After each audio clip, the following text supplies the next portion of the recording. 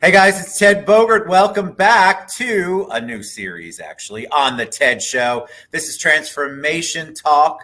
Very excited. My co host, really the host with the most, this is Donna Morton-Morgan. We're going to talk about transformation every week. We're going to bring on a special guest. We're just going to talk about the whole transformative process. So you'll get to hear it from people who have been through it and maybe get some insights and motivation and be inspired by their stories. And our guest today is the one and only Stephanie Bowman. She is with One Heart for Women and Children. She's got fantastic energy too, and it's an honor to have her as our first guest. So nobody wants to hear me talk about transformation. They want to hear Donna kick it off. So this is sort of Donna's brainchild. Been wanting to do a podcast with her for a while. And I absolutely love what she primarily came up with. I got to give kudos to you. All right, Donna, tell them about you before we introduce and start talking about transformation with Stephanie. Well, welcome everyone. Let me do a quick intro before I introduce Miss Stephanie. My name is Donna Morton-Morgan, and I am the president of Women of Culture Incorporated, president of Caribbean American Diaspora Alliance, real estate broker at Florida Summer Homes Realty, and life coach at Inner Vibes Consulting. And so, transformation talk has been on my mind for a while now, and I put it on the back burner. And it's like Ted came into my mind and goes, Don, I know you want to say something. Literally, that's how great minds work. And it reignited basically me saying, you know what? Of course. So here we are. And so what is transformation talk? So it's really about hearing from individuals that have transformed their lives in some way, whether it's addiction, whether it's overcoming health, some type of trauma, etc., whatever that is for you.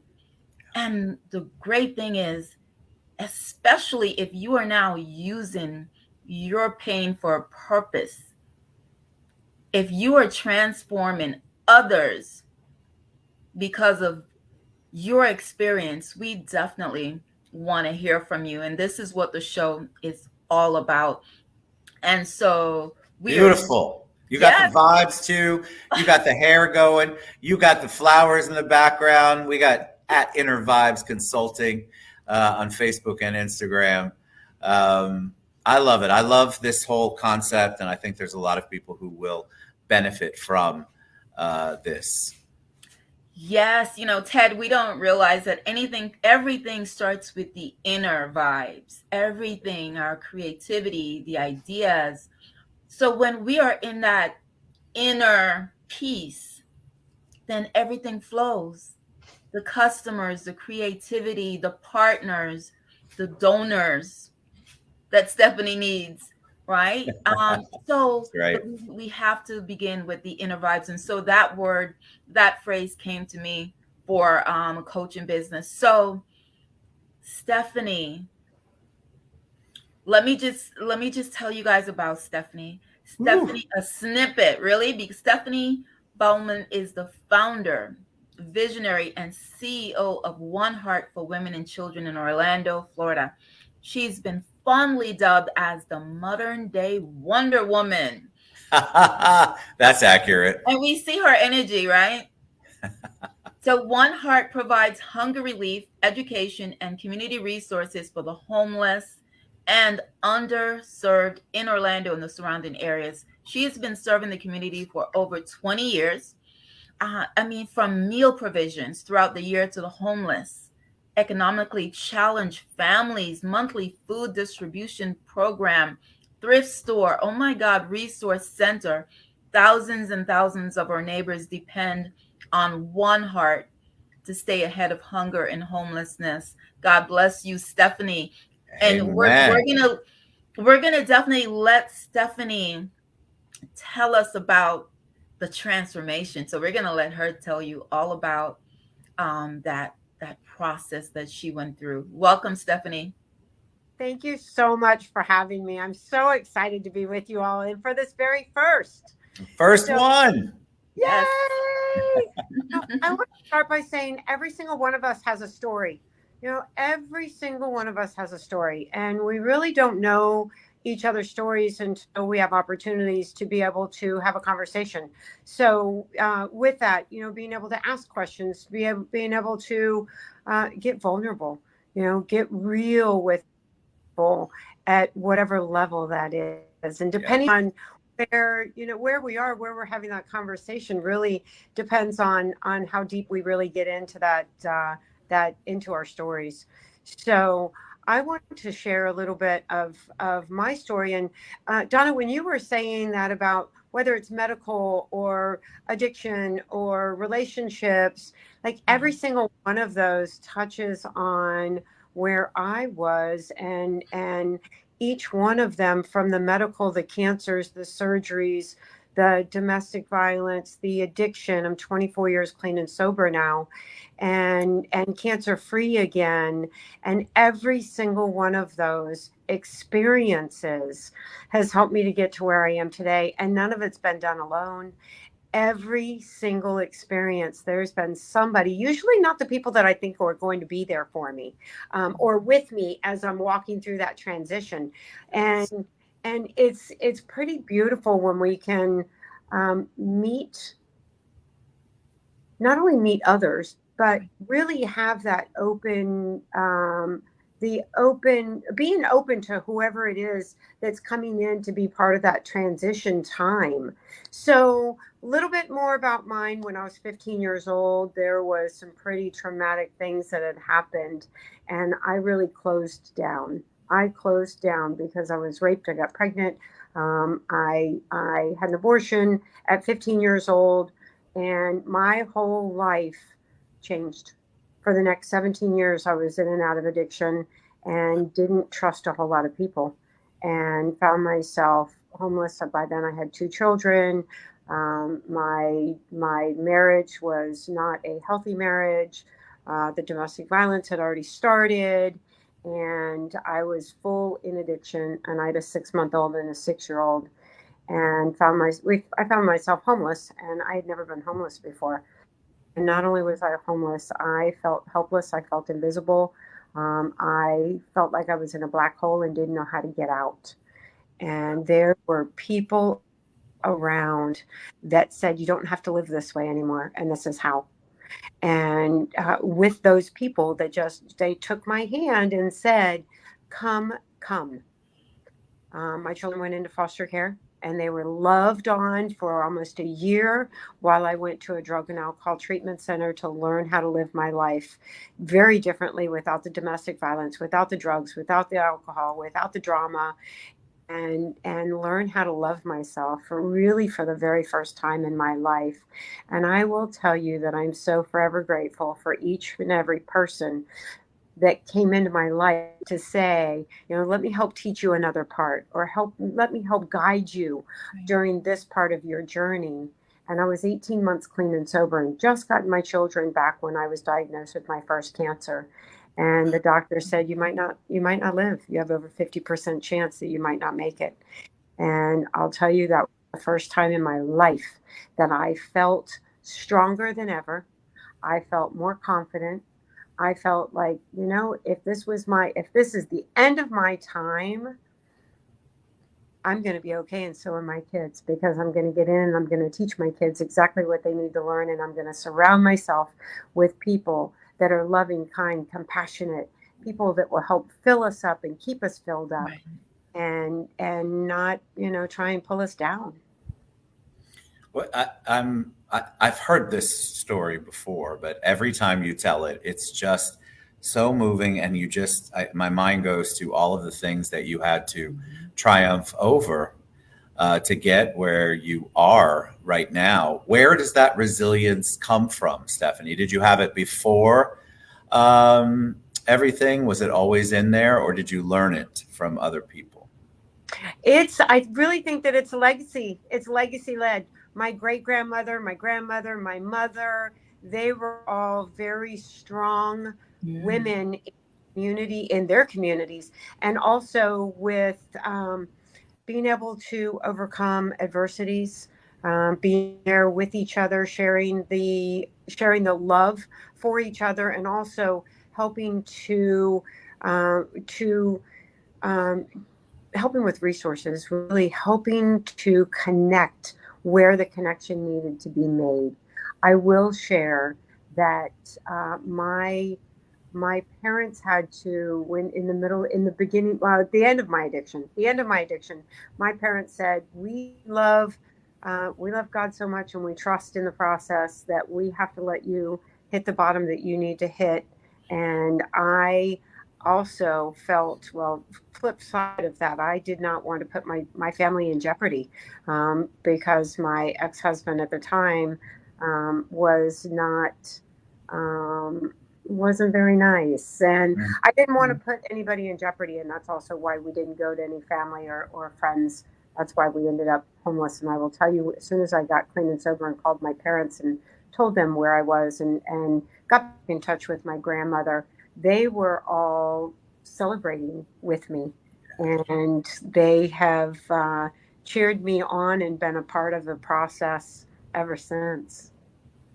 That's so amazing. It And really and for is. you to even realize too that danger lurks when you are in a situation where a spouse is abusive, sometimes we do have to think about others when we need help because yeah, people, especially now, are just Yeah. taking it out on family and friends. I think another part of that, Ted, you had asked a question. I had this in me. I was taught at a very, very young age what survival meant, and how to not only love myself but love others. And I think through that process, even when everything happened at 15 years old and I started to lose myself, I didn't totally lose myself. I in the times, and more so than not during that 17 years of addiction, I was living in survival mode, doing what I needed to do to get to the next place in life, wherever that was. And it was very freeing when I put the drugs and alcohol down and got into the drug and alcohol treatment center, and felt like, for the very first time in a long time, I felt like I could look myself in the mirror, and that I started to see who I really was, and start to believe in myself again, and see myself the way other people saw me. There were a lot of people that were around that said, "Let me love you until you learn how to love Too good. Oops. heart for women and children." That's what There she our team is. does. That's what our team does at One Heart for Women and Children.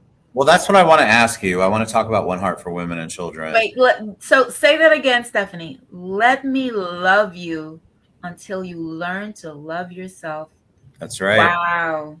That's a song too. It's very powerful. Yes. I love, and that's what I do in my life coaching also. So I am a life coach, and speak on stages to share experience, strength, and hope, but also to empower others. And it doesn't matter if it's man, woman, or Right. none of that really matters. I'm here just to love people. I love to love people, and I love to hug people. I love to Yeah, encourage you're people. a great hugger.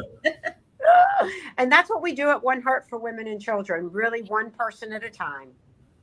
So let's talk about that because I think it's very important. You obviously turned around. A lot of people who figure out what their life is supposed to be, uh, deal with the addiction, deal with the things that are in their lives. They don't always take that further and make it their mission and their purpose. You've really created a mission and a purpose and are impacting other lives. So talk about what One Heart for Women and Children does and your why behind that. Absolutely. The why is because nobody in the United States should ever go hungry or eat out of dumpsters. That's the why. We have a community that is very impactful. And I say community, whether it's Orange County, whether it's wherever it is in the United States, there are communities and resources everywhere. And it's about not not giving up. And so for One Heart for Women and Children, we always start with fresh food. And food, part of that is because of the 24 years ago, me being hungry with my children. So we feed the families first. We provide that food for them and then ask them, what else do you need? We want to know what they need so that we can connect them to the resources if we don't have the resources.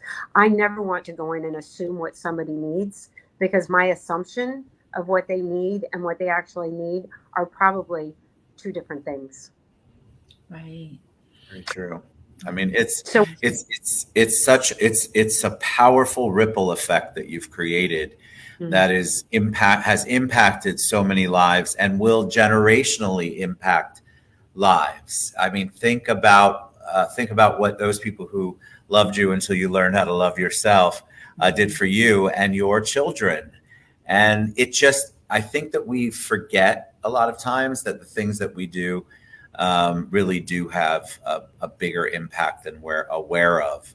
One Heart for Women and Children is one of my favorite because you are focused. We just did a beautiful fundraiser up here at Citrus Club.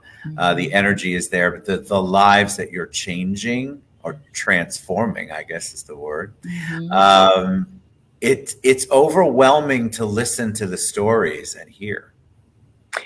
I want to thank you for that, Ted, and thank you for being at the gala. It was so much fun. There was so much, there were dollars that were raised to be able to further the mission. More so than that, each conversation that was happening that night was all full of love and light and people really enjoying themselves.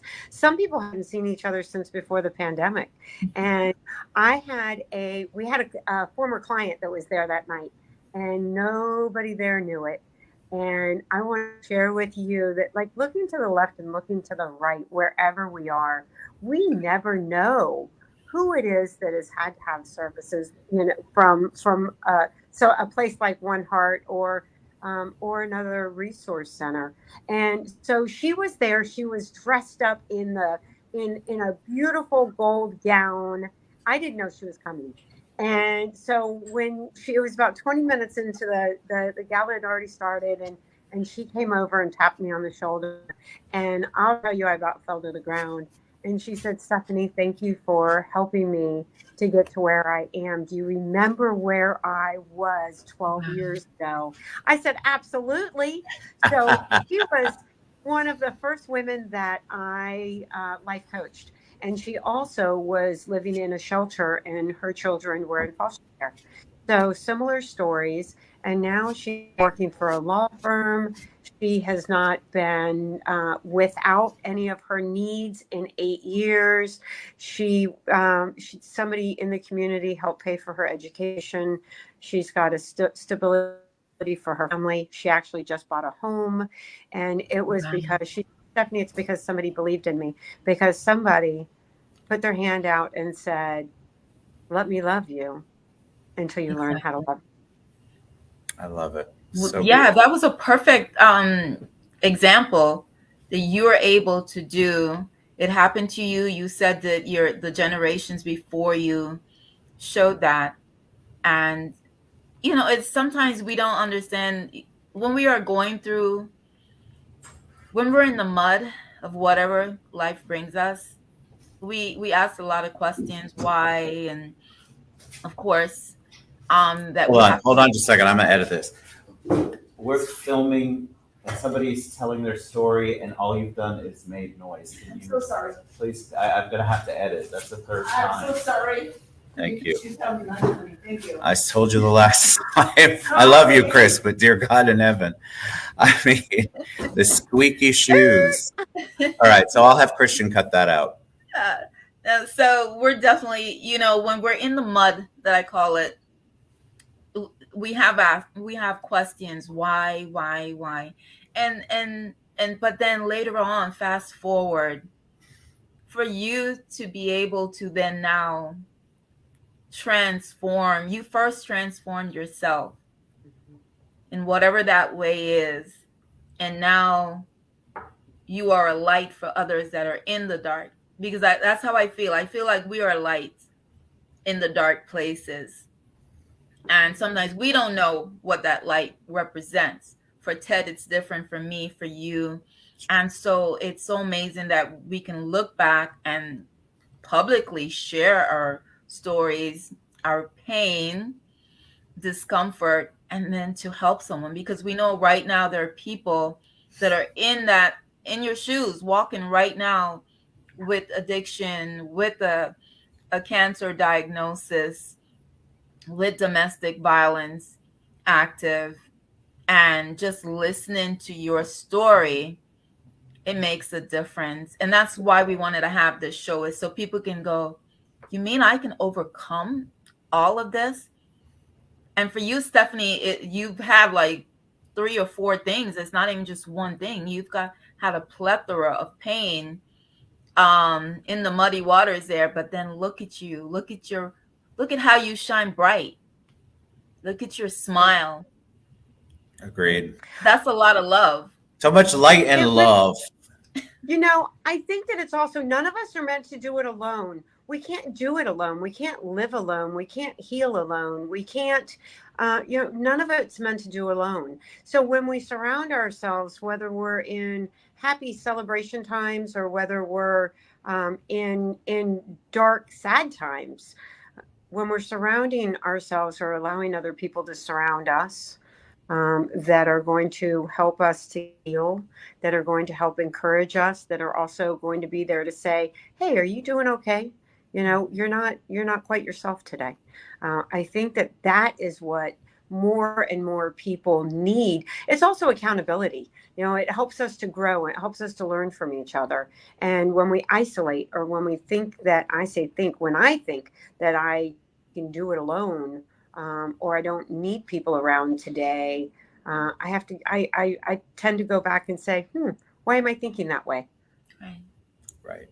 It's just, every time I hear you speak and every time I hear your journey, it's just so moving.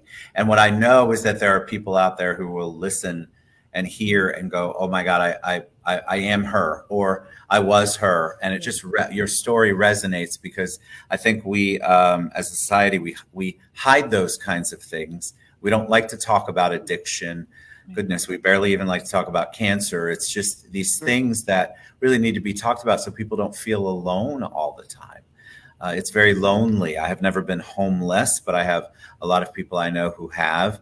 And that is probably one of the lowest lows that they have felt in their entire lives, because the helplessness is it's just rock bottom. And so for you to be able to come out of that and have people around you who loved you, it's just such a gift. And that you kept giving it. That to me, that's what's powerful, is that you continue to give it, Stephanie, and you do so much amazing work with One Heart for women and children. All right. Any closing remarks by the one and only Donna Morton-Morgan? Ted, I know that people are also, we live in a world of social media where we get to hide the real us, the sadness, the depression, or the hopelessness, or anxiety, and all of that. And so this is just another example of Stephanie saying she had support, she had a village. Because if you're doing these things and experiencing these things alone, you may not make it through. You're going to get depressed. You're going to just feel defeated. So it's important to reach out with whatever it is that you are experiencing, you've been diagnosed with, you're challenged with. Reach out to, a few close family members or friends that's dear to you and say, hey, pray for me. I need help. Yes. Speak life over me. We don't understand that prayer is really speaking life, and it could be, you don't have to be this, amazing prayer. It really could just be your words of speaking love and light, and speaking protection over that individual. And so we want to just encourage people to just start doing more of that. If you see someone, so when I'm driving by and I see a homeless person now, I actually say, like, God bless you.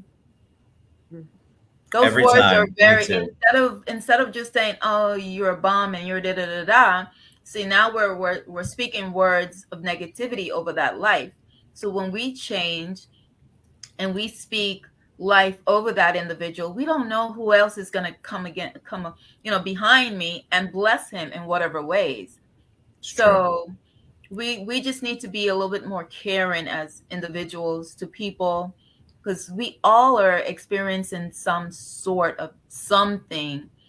And it's just always so wonderful to see people that have done the work to transform their lives, and then not only just doing it for yourself, but then turn around and get back into the work to do it for others. That's just, it's a beautiful, beautiful thing, Stephanie. Yeah. All right. So you can reach Stephanie at oneheartorlando.org. You can reach Donna Morton-Morgan at Facebook or IG. Her @ is Inner Vibes Consulting.